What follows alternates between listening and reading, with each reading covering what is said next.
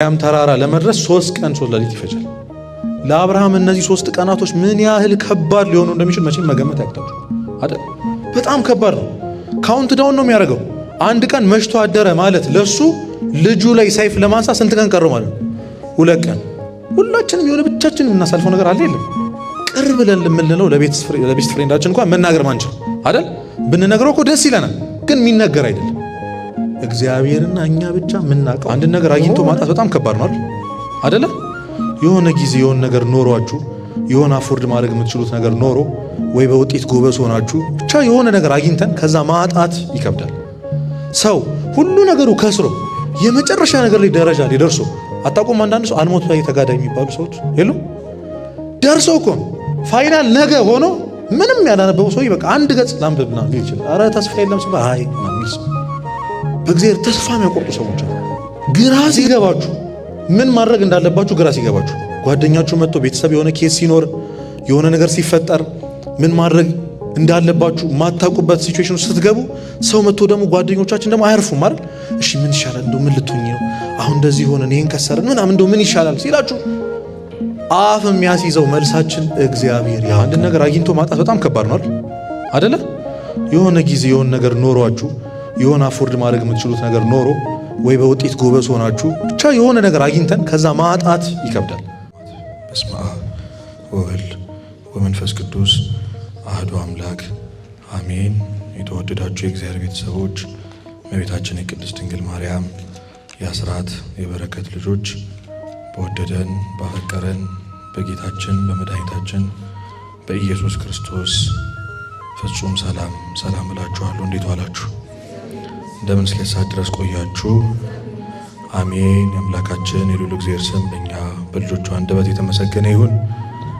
ለአባ ሕርያቆስ፣ ለአባ ያሬድ፣ ለአባ ጊዮርጊስ ዘጋስጫ የተገለጠች የተለመነች እመቤታችን ቅድስት ድንግል ማርያም ምልጃ ረድኤቷ አይለየን። እንዴት ናችሁ? በእኔና በእናንተ መሃል የሚኖረው ልዩነት የመቆምና የመቀመጥ ብቻ ነው የሚሆነው። የሚያስተምር ማን ነው? እግዚአብሔር መካከላችን ተገኝቶ እንዲመክረን እንዲያስተምረን የሰው መልካም ፍቃድ ይሁንልን። ፀሐይ ነው፣ ሙቀት ነው፣ ይሞቃል። ቶሎ እንድጨርስ ፈልጋችኋል። ፊታችሁ ቶሎ በጣም የሚያስታውቀው ቶሎ ብዬ ጨርሳለሁ። ግን በትኩረት ሆኖ ማዳመጥ የማን ድርሻ ነው? አንድ ጊዜ አባ ቢሾይ ይኖሩበት በነበረው ገዳም ላይ ክርስቶስ በአንድ ተራራ እገለጣለሁ ብሎ ለመነኮሳቱ ይነግራቸዋል። እየሰማችሁ ነው? እና እነዛ መነኮሳት እየተሯሯጡ በተባለው ሰዓት የክርስቶስን መልክ ለማየት መንገድ ይጀምራሉ። እና አንድ አባት ሸምገል ያሉ ያንን ተራራ መውጣት የማይችሉት አባት ግን ከተራራው ቁጭ ብለው እባካችሁ ተሸክማችሁ ይዛችሁ መጡ እባካችሁ እያሉ ይለምናሉ። እና እነሱ እርሶን ለመሸከም የምንወስድበት ሰዓት የጌታን መልክ ከማየት ወደ ኋላ ሊያረገን ይችላል እያሉ እያለፏቸው ይሄዳሉ።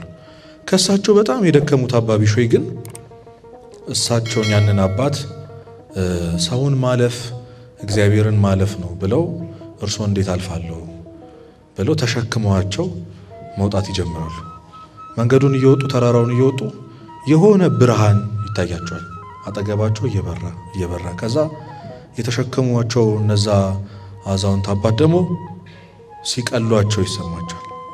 የለበሱት ልብስ ሲቀየር ቀና ብለው ሲያዩት ያ የተሸከሙት ሰው አምላካቸው ሊያዩት ሲናፈቁት የነበረው እገለጣለሁ ያለው ማን ነው? ማን? የአምላካችሁን ስም አታውቁትም? ማናን? እንዴ ክርስቶስ በሉ እስኪ። ስለዚህ ዛሬ ምናልባት በዚህ በምንማማረው ቃለ እግዚአብሔር በኩል በጣም አልፈታ ያለን የሕይወታችን ቋጠሮ ትልቁ ጥያቄ የሆነብን ነገር እግዚአብሔር አመቻችቶ መቅረጽ ስትችሉ ደክሞኛል ቤት መሄድ እችላለሁ እያላችሁ ሁሉን ነገር ትታችሁ መታችሁ የተቀመጣችሁት ያለ ምክንያት አለ። እግዚአብሔር ሊያስተምረኝ ሊነግረኝ የሚፈልገው ነገር አለ ብላችሁ የልቦናችሁን ጆሮ ከፍታችሁ ለመስማት ሞክሩ። እግዚአብሔር ሁላችን የምንሰማበትን እሱ የሚናገረውን ነገር ከልብ የምናዳምጥበትን ስነ ልቦና እግዚአብሔር ያድለን። ከኔ ጋር ትላላችሁ የምትወደውን በጣም ብዙ ናችሁ፣ ድምጻችሁ አይሰማም። የምትወደውን አንድ ልጅህን ይስሐቅን ሰዋልኝ። ኦሪት ዘፍጥረት ምዕራፍ 22 ቁጥር 1 ክፍለ ንባቡን ቀድሜ ያነብላችኋለሁ። ከነዚህም ነገሮች በኋላ እግዚአብሔር አብርሃምን ፈተነው፣ እንዲህም አለው፣ አብርሃም ሆይ። አብርሃምም እነሆ አለሁ አለ። የምትወደውን አንድ ልጅን ይስሐቅን ይዘ ወደ ሞሪያ ምድር ሂድ፣ እኔም በምነግርህ በአንድ ተራራ ላይ በዚያ መሥዋዕት አድርገህ ሰዋው አለ። አብርሃምም በማለዳ ተነስቶ አህያውን ጫነ፣ ሁለቱንም ሎሌዎቹና ልጁን ይስሐቅን ከእርሱ ጋር ወሰደ፣ እንጨትንም ለመሥዋዕት ሰነጠቀ። ተነስቶም እግዚአብሔር ወዳለው ቦታ ሄደ። በሦስተኛውም ቀን አብርሃም ዓይኑን አነሳና ቦታውን ከሩቅ አየ። አብርሃምም ሎሌዎቹን አላቸው፣ አህያውን ይዛችሁ ከዚህ ቆዩ፣ እኔና ልጄ ወደዚያ ሄደን እንሰግዳለን፣ ወደ እናንተም እንመለሳለን። አብርሃምም የመሥዋዕቱን እንጨት አንስቶ ለልጁ ለይስሐቅ አሸከመው፣ እርሱም እሳቱና ቢላውን በእጁ ያዘ። ሁለቱም አብረው ሄዱ። ይስሐቅም አባቱም አብርሃምን ተናገሩ፣ አባቴ ሆይ አለ። እርሱም እነሆኝ ልጄ አለ። እሳቱና እንጨቱ ሕያው አለ፣ የመሥዋዕቱ በግ ግን ወዴት ነው አለ። አብርሃምም ልጄ ሆይ የመሥዋዕቱን በግ እግዚአብሔር ያዘጋጃል አለው። ሁለቱም አብረው ሄዱ። እግዚአብሔር ወዳለው ቦታም ደረሱ። አብርሃምም በዚያ መሠዊያውን ሠራ፣ እንጨትንም ረበረበ። ልጁንም ይስሐቅን አስሮ በመሠዊያው እንጨቱ ላይ አጋደሙ። አብርሃምም እጁን ዘረጋና ልጁንም ያርድ ዘንድ ቢላዋን አነሳ። የእግዚአብሔር መልአክም ከሰማይ ተጣራና አብርሃም አብርሃም አለው። እርሱም እነሆኝ አለ። እርሱም በብላቴናው ላይ እጅህን አትዘርጋ፣ አንዳችም አታድርግበት። አንድ ልጅህን ለእኔ አልከለከልህምና እግዚአብሔርን የምትፈራ እንደሆንክ አሁን አውቄአለሁ አለ። ስለ ቃሉ የአምላካችን ስም የተመሰገነ ይሁን። የአብርሃምን ታሪክ አታውቁትም ብዬ የአብርሃምና የይስሐቅን ታሪክ አታውቁትም ብዬ አይደለም ይሄን የተረኩላችሁ። አብርሃም እንደምታውቁት ከካራን የምትባል ጣዖት ብቻ የሚመለክባት እግዚአብሔር የማይታወቅበት ሀገር የነበረ ሰው ነው አብርሃም። ታውቃላችሁ፣ ይህንን ደግሜ አልነግራችሁም። እግዚአብሔር በድንቅ አጠራሩ ጠርቶት ጣዖቱን ሁሉ ትቶ እናት አባቱን ቤተሰቦቹን ያደገበትን ቦታ ወደማያውቀው ወደ በረሃ አንድ አይቶት ሰምቶት ከዚህ በፊት ስለሱ ሰምቶ የማያውቀውን እግዚአብሔር የተባለውን አምላክ ድምፁን ስለሰማ ብቻ ፈልጎ ስላገኘው ብቻ እውነተኛ አምላክ ነው ብሎ ማጆሪቱ ሰው ሁሉ የሚያውቀውን እውነት ጥሶ ብቻውን እግዚአብሔርን የተከተለ ሰው ነው አብርሃም። አምኖ የወጣ ያንም በማድረጉ ደግሞ የተባረከ ምርቃት ያለው ሰው ምን ብሎታል?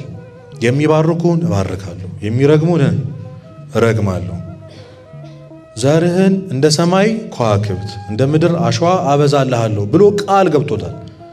በምትሄድበት ሁሉ እኔ ከአንተ ጋር እሆናለሁ ብሎ ቃል ገብቶለታል። አብርሃም ያንን ቃል ኪዳኑን ይዞ ተጉዟል። እንደውም ስሙ አብርሃም ነበር።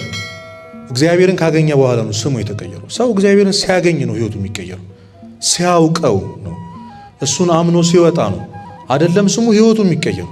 አብርሃም የብዙሃን አባት ተባለ። አብርሃም እግዚአብሔርን አምኖ ስለወጣና ያ ሁሉ ባለጸጋ ሆኖ ሁሉ ነገር ኖሮት የሚኖረው ግን በድንኳን ውስጥ ነበር።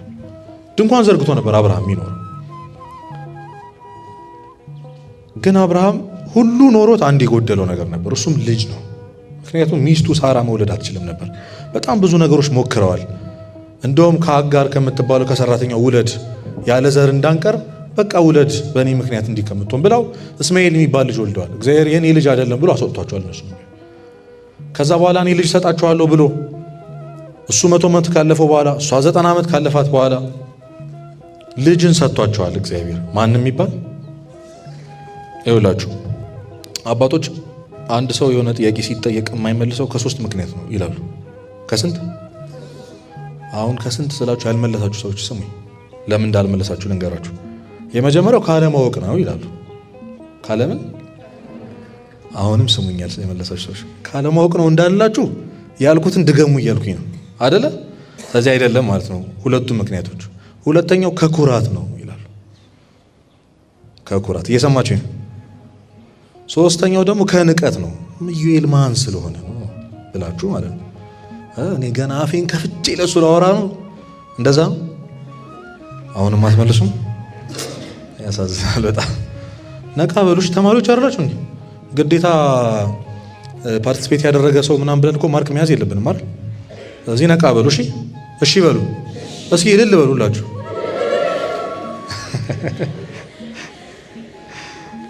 የዚህ ግቢ ጉባኤ ተማሪዎች አስቸጋሪዎች ናቸው። እና አብርሃም ልጅ ተሰጥቶታል፣ ይስሐቅ የሚባል ልጅ ገና አጣጥሞት ሳይጨርስ አሁን ያነበብኩላችሁ ታሪክ እግዚአብሔር አብርሃምን ጠራው። አብርሃምና እግዚአብሔር ከዚህ በፊት በጣም ብዙ ቦታ ተነጋግረዋል፣ ተከራክረዋል፣ እንደ ጓደኛ አውርተዋል። ጠራው እና ቃሉ ራሱ በጣም ከባድ ነው። ምን ነበር ርዕሳችን? የምትወደውን አንድ ልጅህን ይስሐቅን ምን በልልኝ ሰዋልኝ አይደል? የምትወደውን አለው። መጀመሪያ እንደሚወደው አስታወሰው። ከዛ ስንት ልጅህን? አንድ ልጅ፣ ለዛውን በእርጅና ያገኘው ልጁ አንድ ልጅ ብቻ እንዳለው። ከዛ ስሙን ጠራበት። ማን ብሎ? መጨረሻው ግን የአረፍተ ነገሩ መጨረሻ በጣም ከባድ ነበር። ምን በልልኝ ነው? ወደ ሞሪያም ተራራ ወስደ ሰዋልኝ ነበር ያለው። አብርሃም እንግዲህ ቅድም ሳነብላችሁ ምንም የመለሰው መልስ የለም። እሺ ራሱ አላለም። ግን እንደው ሎጂካሊ እንደ ሰው እንኳን ብናስበው አብርሃም ከእግዚአብሔር ጋር የመከራከሪያ ነጥቦች ነበሩት። ጥሩ ማድረግ የሚችላቸው ነገሮች ነበሩ። የመጀመሪያው ነገር ያኔ ካራን አንተን አምኜ ስወጣ ቃል ገብተህልኝ ነበረ። ዘርህን እንደ ሰማይ ምን እንደ ምድር ምን እልልሃለሁ። ዘር ያለ ልጅ ይበዛል አይበዛም አይደል? ካልወለደ ወይም ያ ልጅ ወልዶ ያለ ዘር ካልበዛ በስተቀር ያ ያለው እግዚአብሔር የገባው ቃል ኪዳን ሊፈጸም አይችልም። ታዲያ የገባህልኝ ቃል ኪዳን የት ነው ያለው ብሎ አብርሃም መጠየቅ ይችላል። እግዚአብሔር መጠየቅ ይችል ነበር፣ ግን አላለውም እንደዛ። ሁለተኛ ነገር ላንሳላችሁ። ይሄ ልጅ የአብርሃም ብቻ ነው የማንም ነው። ስለዚህ ሳራ እንግዲህ ታውቃላችሁ መቼም የእናት አንጀት አትሰጠውም እንደዛ ቢላት፣ ያንን ያውቃል አብርሃም። ስለዚህ ሄዶ ይኸው ለእኔ እንደነገርከኝ እንደዚሁ እንደነገርከኝ ይዣት እመጣለሁ፣ ለእሷም ንገራት ልጇ እንደምሰዋባት ማለት ይችል ነበር፣ አላለም። በጣም ብዙ ከብቶች አሉኝ፣ ብዙ ግመሎች አሉኝ፣ ሀብት ንብረቴን እኔ ራሴን ላርድልህ እችላለሁ፣ ለምን ልጄን ብሎ መጠየቅ ይችል ነበር። አንድን ነገር አግኝቶ ማጣት በጣም ከባድ ነው አይደለ? የሆነ ጊዜ የሆነ ነገር ኖሯችሁ የሆነ አፎርድ ማድረግ የምትችሉት ነገር ኖሮ ወይ በውጤት ጎበዝ ሆናችሁ ብቻ የሆነ ነገር አግኝተን ከዛ ማጣት ይከብዳል። አለ ማግኘት ይሻላል አይደል? በጣም ጓደኛ ከቧችሁ ብቸኛ ከመሆን ብቸኛ ሆኖ ኖሮ መኖር አይሻል? አንድን ነገር አጣጥሞት ያንን የሚጥመውን ነገር ወስዶ ለምሳሌ ርቧችሁ አንድ ጉርሻ ጎርሷችሁ ከምትተው ባትበሉ አይሻል? ልክ እንደዛ ነው የይስሐቅ ነገር። ገና አጣጥሞ አልጨርሰው። ለምን አሳየኸኝ ማለት ይችል ነበር። ለምን ሰጠኸኝ እንዲህ ልትወስድብኝ ነገር ማለት ይችል ነበር። አብርሃም ግን ምንም አላለም። ዝም ብሎ ወደ ቤቱ ገባ። ወረድ ብላችሁ ስታነቡት ምን ይላል? አብርሃም በማለዳ ተነስቶ ይላል። በምን ተነስቶ? ሁላችሁም በሉ በማለዳ ተነስቶ በሉ እስኪ። ምን ለማድረግ? ልጁን ለማረድ። አይገርም? እኛ እኮ ለጸሎት በጧት እንነሳ፣ ለራሳችን ብለን እንኳን በጧት እንነሳ። በጧት ተነሳ። ሬሳ እንኳን የኖረበት ቤት ነው ትንሽ ይቆይ ይባላል እኮ ታውቃላችሁ። ከልጄ ጋር ትንሽ ጊዜ ላጣጥም፣ አብሬው ትንሽ ልቆይ፣ ዞሮ ማረድ አይቀርም ቢያንስ 1-3 ቀን፣ እንደው 3 ቀኑ ቢቀር 1 ቀን አብሬው ልቆይ አላለም አብርሃም። በማለዳን የተነሳው ያ ሌሊት በጣም በእርግጠኝነት ለአብርሃም በጣም ጭንቅ ነበር። ሊተኛ አይችልም። መቼም እናንተ ልጅ ሊኖራችሁ አይችልም። ስለዚህ እናት አባታችሁ አድርጋችሁ አስቡት። እናታችሁ ላይ ሰይፍ ለማንሳት ወይም አባታችሁ ላይ ሰይፍ ለማንሳት ነገ ቢሆን ቀጠሮ እንቅልፍ ወስዳችኋል ዛሬ? አይከብድም? ለአብርሃም በጣም ከባድ ነበር እሱ። ነጋ። ሲነጋ አልቆየም፣ በማለዳን የተነሳው። ሁለቱን ሎሌዎቹን አስከተለ፣ አህያው ላይ እንጨቱን ጫነ። ለሳራ ሳይነግራት ነው የወጣው። ምክንያቱም ቢነግራት ትከለክለዋለች ያውቃል። ስለዚህ ሳይነግራት እኔና ልጄ መስዋዕት አቅርበን እንመጣለን ብሎ ነው የወጣው። ምን እንደተፈጠረ አታውቅም። አብርሃም ምን እያሳለፈ እንደሆነ አታውቅም። እሷ እንግዲህ የስንት ቀን መንገድ ነው ብያችኋለሁ። የሞሪያም ተራራ ለመድረስ 3 ቀን 3 ሌሊት ይፈጃል። ለአብርሃም እነዚህ 3 ቀናቶች ምን ያህል ከባድ ሊሆኑ እንደሚችል መቼም መገመት ያቅታችሁ አይደል? በጣም ከባድ ነው። ካውንት ዳውን ነው የሚያደርገው። 1 ቀን መሽቶ አደረ ማለት ለሱ ልጁ ላይ ሰይፍ ለማንሳት ስንት ቀን ቀረው ማለት ነው? 2 ቀን። 1 ቀን ሲጨምር ስንት ቀን እየቆጠረ ነው የሚሄደው። አሁን በጣም ብዙ ጊዜ ብዙዎቻችን ደስ የሚል ጊዜ ስናሳልፍ ጊዜው ምን ይላል የሚባለው ይሮጣል ነው አይደለ? የሐዘን ጊዜ ሲሆን፣ የጭንቅ ቀን ሲሆን፣ የውጤት ቀን ሲሆን፣ የካርድ ቀን ሲሆን ደግሞ በጣም ይረዝማል። ሚነጋም አይመስልለታል። ለአብርሃም ግን በተቃራኒው ከልጁ ጋር ጊዜ ማሳለፍ ይፈልጋል፣ ግን ይፈጥንበታል። ጊዜው ቢቆይ ደስ ይለዋል። ያቺ 3 ቀን 3 ዓመት ቢሆንለት 30 ዓመት ቢሆንለት 90 ዓመት ቢሆንለት ደስ ይለዋል። አብርሃም ግን 3 ቀን። በጣም የሚያሳዝነው ነገር ደግሞ ልንገራችሁ፣ አብርሃም ይህንን ህመሙን ለማንም ማጋራት አይችልም። አንድ ያለችው ጥሩ ጓደኛው አጋሩ ማናት? ለእሷ ይህንን ነገር መናገር ይችላል? አይችልም። ትንሽ ከቀረበው ልጁ ነው። ለልጁ ይህን መናገር ይችላል? እንደው ሎሌዎቹ ነው ሊሆኑ የሚችሉት። እነሱም ሊያናግራቸው አይችልም። አብርሃም ብቸኛው ጓደኛው ማን ነበር? እግዚአብሔር ነበር። ማንም አልነበረውም በዛ ሰዓት። እንዲህ ነው እያሳለፍኩት ያለሁት ጊዜ ይሄ ነው ማለት አይችልም። በጣም ሲጨነቅ ሊያዩት ይችላሉ። በጣም ዲፕሬሽን ውስጥ ሊገባ ይችላል። በጣም ሊያለቅስ ይችላል። አብርሃም ምን ሆነ ነው ቢባል ግን በዚህ ሰዓት ለማንም መናገር አይችልም። ብቻውን ታመመ። ይህንን ሁላችንም የሆነ ብቻችን የምናሳልፈው ነገር አለ የለም? ቅርብ ብለን የምንለው ለቤስት ፍሬንዳችን እንኳን መናገር ማንችል አይደል? ብንነግረው እኮ ደስ ይለናል፣ ግን የሚነገር አይደለም። እግዚአብሔርና እኛ ብቻ የምናውቀው የሆነ እያለፍንበት ያለው ነገር አለ የለም? እግዚአብሔር ከዛ ነገር ያውጣን ሁላችንም። ብቻውን ታሞ ብቻውን 3 ቀን ልጁን ያየዋል። አይኑን ሲያየው ይራራል። መቼም በቃ እንባው ይመጣል። አባዬ ይለዋል። ለሱ በጣም ከባድ ነበር። የማይደርስ ቀን የለም። ደረሰ። ሞሪያም ተራራ ጫፍ ላይ ሲደርሱ ለሎሌዎቹ ምን አላቸው? እናንተ እዚህ ቆዩ፣ እኔና ልጅ ሄደን እንሰግዳለን፣ መስዋዕት እናቀርባለን፣ ከዛ እንመለሳለን አለ። አሁን እንደ አብርሃም ታሪክ ሆነ፣ እንደ አብርሃም ሐሳብ ከሆነ ከይስሐቅ ጋር ነው የሚመለሰው? ብቻውን ነው የሚመለሰው? እንደ አብርሃም ሐሳብ ግን እሱ ምን አለ? እመለሳለሁ ነው እንመለሳለን። አያችሁ፣ ይሄ የሚያሳየው እምነቱን ነው። አባቶቻችን ሲያስተምሩ ምን ይላሉ? አብርሃም እንመለሳለን ያለው ወይ ያረድኩትን ልጄን መልሶ ያስነሳልኛል ወይ ሌላ ልጅ ይሰጠኛል፣ ብቻ እግዚአብሔር በባዶ አይልከኝም ብሎ ያምን ነበረ። ሰው ሁሉ ነገሩ ከስሮ የመጨረሻ ነገር ላይ ደረጃ ላይ ደርሶ አጣቆም። አንዳንድ ሰው አልሞት ላይ ተጋዳይ የሚባሉ ሰዎች የሉም? ደርሰው እኮ ፋይናል ነገ ሆኖ ምንም ያላነበበው ሰው በቃ አንድ ገጽ ላንብብና ሊል ይችላል። አረ ተስፋ የለም ሲባል አይ እና የሚል ሰው በእግዚአብሔር ተስፋ የሚያቆርጡ ሰዎች አሉ። ዜሮ እኮ ነው ነገሩ አክትሟል እኮ ግን ያምኑታል። እግዚአብሔር በዜሮ ያምኑታል። እንደዚህ አይነት ሰዎች በጣም የሚገርማቸው ይሳካላቸዋል። እግዚአብሔርን ያመነ ስለማያፍር ማለት ነገሮች ጭልም ሲልባቸው አይ እግዚአብሔር የሆነ ነገር አለው በሉ። አይታይም እኮ ሎጂካሊ ስታዩት ለሰዎች ማብራራት የማትችሉት በጣም ብዙ ነገር አለ። ግን እግዚአብሔርን ማመን ያስፈልጋል። የዋው ይስሐቅ ምንም ማያውቀው ይስሐቅ የሚሳዋበትን እንጨት ተሸክሞ ተራራውን መውጣት ጀመሩ። ማናማ ከኔ ጋር ናችሁ? እግዚአብሔር ከኛ ጋር ይሁን። ማን? አዎ ተራራውን መውጣት ጀመሩ። ዝምታ ሰፍኗል። ሁለቱም እየወጡ ይስሐቅ ከዚህ በፊት እንግዲህ ከአብርሃም ጋር ብዙ ጊዜ ለእግዚአብሔር መስዋዕት አቅርቧል። አሁን አንድ ነገር ለየት ብሎበታል። እንጨቱ አለ፣ እሳቱ አለ፣ ግን ምኑ የለም። የሚሰዋው ነገር የለም። ግራ ገብቶት አባቴ ሆይ አለ። አቤት። እሳቱና እንጨቱ ይኸው፣ መስዋዕቱ ወዴት አለ አሉ። አብርሃም እንዴት ክው ሊል እንደሚችል አሳብሽታል። አይከብድም? አንዳንድ ጊዜ ህፃናት የሚጠይቁ ጥያቄዎች አያስደነግጣችሁ? የሆነ ለቅሶ ተፈጥሮ ቤት ውስጥ ወይ የሆነ ከባድ ነገር ማብራራት የማንችለው ነገር አባዬስ እማዬስ ሲሉ ማለት ወይ የሆነ ነገር ሲጠይቁ ሚያንተባት በጣም የሚያስደነግጥ ጥያቄ ነው ለአብርሃም። አንተ ነህ ይለዋል አይባልም። አብርሃም ግን ምን አለ? ከኔ ጋር በሉ መስዋዕቱን በሉ ሁላችሁም በሉ መስዋዕቱን እግዚአብሔር ያዘጋጃል። ይኸውላችሁ አሁን ህይወታችን ግራ ገብቶናል። 12ኞች አላችሁ? እስኪ እጃችሁን አውጡ። በደንብ የሚያሳፍር ነገር አይደለም። 12ኛ አይዟችሁ ነው ልላችሁ። አውጡ፣ በደንብ አውርዱ። እንዴት ነው ምን ነው አሁን አይደለ? እሺ ምንድን ነው የሚፈጠረው? እያየነው ነው በየአመቱ የሚወድቀውን ተማሪ እያየነው ነው የሚፈጠረውን ነገር። ጭራሽ በየሰዓቱ የሚያስፈራ ነገር ነው። በየሰዓቱ በጣም የሚያሰጋ ነገር ነው።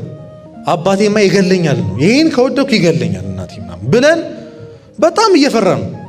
እሺ ምንድን ነው ምን ነው ካላችሁኝ እግዚአብሔር ያውቃል ነው የምላችሁ። እስኪ እግዚአብሔር ያውቃል በሉ። ግራ ሲገባችሁ ምን ማድረግ እንዳለባችሁ ግራ ሲገባችሁ፣ ጓደኛችሁ መጥቶ ቤተሰብ የሆነ ኬስ ሲኖር የሆነ ነገር ሲፈጠር ምን ማድረግ እንዳለባችሁ ማታውቁበት ሲቹዌሽን ውስጥ ስትገቡ፣ ሰው መጥቶ ደግሞ ጓደኞቻችን ደግሞ አያርፉም አይደል? እሺ ምን ይሻላል እንደው ምን ልትሆኚ ነው አሁን እንደዚህ ሆነ እኔን ከሰረን ምናምን እንደው ምን ይሻላል ሲላችሁ አፍ የሚያስይዘው መልሳችን እግዚአብሔር ያውቃል ማለት ነው። እስኪ እግዚአብሔር ያውቃል በሉ። ድገመው። ሶስተኛ አያሳርፍም። ይሄ ያውቃል ያውቃል። እኛ እናውቃለን። በቃ ምን ልትሆን ነው ስትባል እግዚአብሔር ያውቃል። እሺ ከወደቀ ምንድነው ነው ምንድነው ምን ነው ከወደቀን? አያችሁ እርፍ ምን አገባኝ፣ ፈጥሮኛል፣ አበላሃለሁ አጠጣሃለሁ ብሎኛል አይደለ? ምንም አይፈጠርም። አይዟችሁ ምንም አይፈጠርም። ያለነው የእግዚአብሔር መዳፍ ላይ ነው። አብርሃም እንኳን በዚህ የጭንቅ ሰዓት ላይ ተራራው ትንሽ እኮ ነው የቀረው። በህይወቱ ማድረግ የሚችለው በጣም ከባዱን ነገር ሊያደርግ ነው። የገዛ ልጁ ላይ ለዛውም ያልጠገበው በእርጅና ዘመኑ የወለደው ልጁ ላይ ሰይፍ ሊያነሳ መንገድ እየጀመረ ምን ልትሆን ነው ሲባል ሊል የሚችለው ነገር መስዋዕቱን እግዚአብሔር ያዘጋጃል።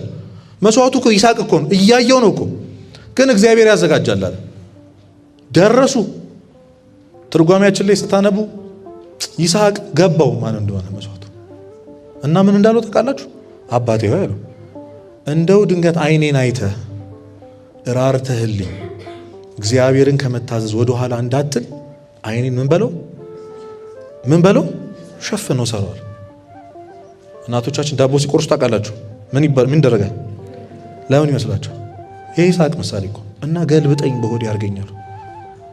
ታምናላችሁ? የ10 ምናምን ዓመቱ ይስሐቅ እኮ ነው እንደዚህ ያለው። አባትና ልጅ ከባዱን ነገር ለማድረግ ለእግዚአብሔር ብለው እርስ በርስ ተባበሩ። ልጅ በገዛ አባቱ ለመታረድ ሲል ራሱን ሰጠ።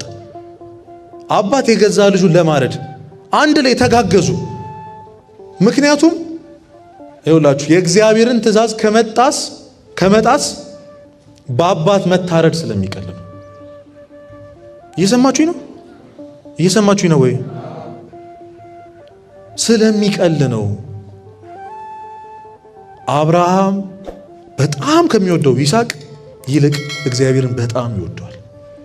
ከሁሉ ነገር በላይ እነሱ እግዚአብሔር የሕይወታቸው ትልቁ ርዕሳቸው፣ አምዳቸው፣ ንጉሳቸው እግዚአብሔርን ከማጣ ልጄን ባጣ ይቀለኛል፣ እግዚአብሔርን ከማጣ እናት አባቴን ባጣ ይቀለኛል።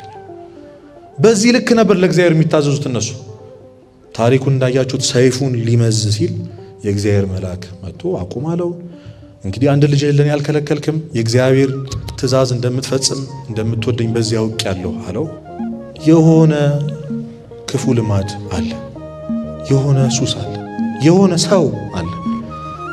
ከዚህ በኋላ አላወራውም፣ ቴክስት አላደርግለትም ብለን ምናደርግለት ማድረግ የምንወዳቸው ራሳችን ህይወታችን ላይ ማየት የምንፈልገው በጣም ብዙ ነገር አለ። ብዙ መጸለይ እንፈልጋለን፣ ንስሐ መግባት እንፈልጋለን፣ ስጋ ወደሙ መቀበል እንፈልጋለን፣ ተገዝተናል፣ ተስለን እናውቃለን። ገብርኤል ይህንን ኃጢአት ከኔ ከነቀልክልኝ ብለን እናውቃለን፣ ግን አልቻልንም። መብራት አጥፍተን መኝታ ቤታችን ቆልፈን የምናደርገው አንፈልግም እኮ እውነት አንፈልግም እንደዚህ መሆን። ሄደን መጨረሻ ላይ ተስፋ ቆርጠን ራስን አጥፋ ሚል ድምፅ ነው ጆሮአችን